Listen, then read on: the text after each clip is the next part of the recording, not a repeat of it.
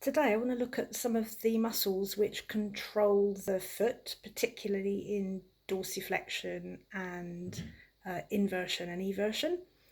So first of all, we're going to look at the anterior tibialis muscle, this muscle here, and its origin, it attaches all the way up to the lateral condyle of the tibia and also the top 2/3 of the tibia.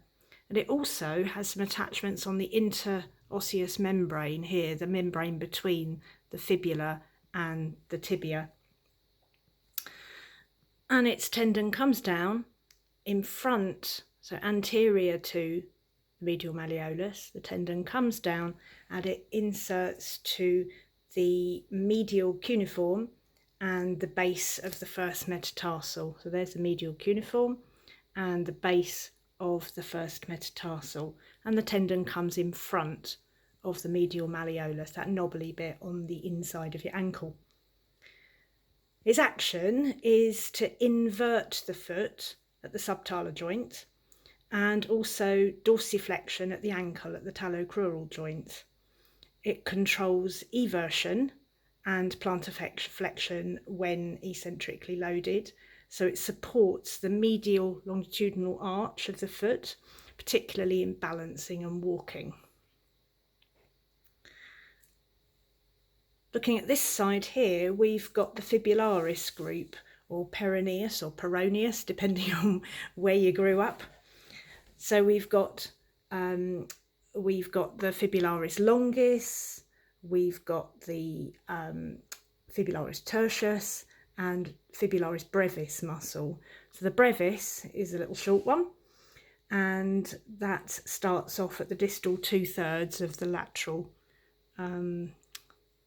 portion of the fibula, and the brevis inserts down onto the tuberosity here, this little knobbly bit on the 5th metatarsal, so just down here.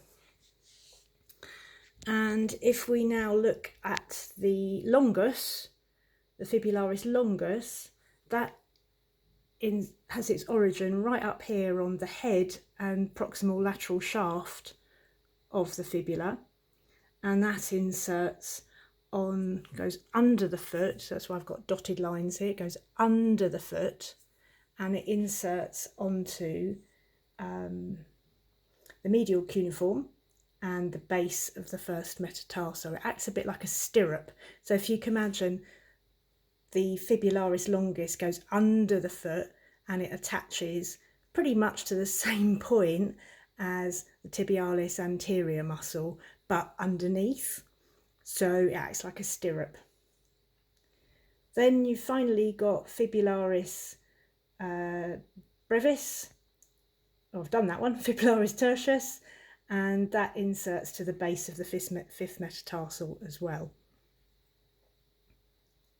So we've got attaching here and attaching underneath. So if I take the fibularis off and the anterior tibialis off, you can see what we're left with.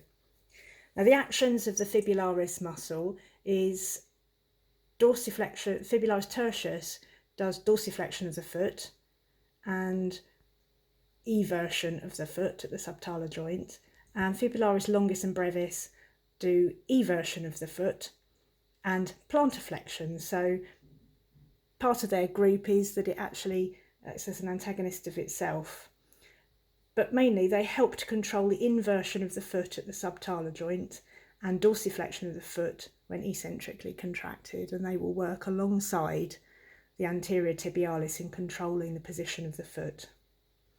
What we're left with under here is extensor hallucis longus, or hallucis longus, again, wherever you went to school.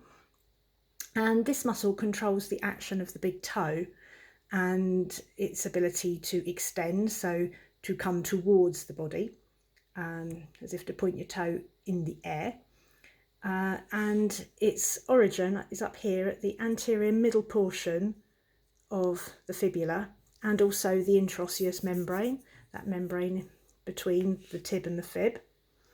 And it inserts down here, let's get it in the right position, there we go, onto the base of the distal flange of the big toe. There we go, it's in the right place now. There. So its action is to extend the big toe, and because it extends the big toe, it assists in dorsiflexion and inversion. So it's a synergist to tibialis anterior, and it helps to control the deceleration of the foot, of the forefoot, after the heel strike. So really important in helping us walk.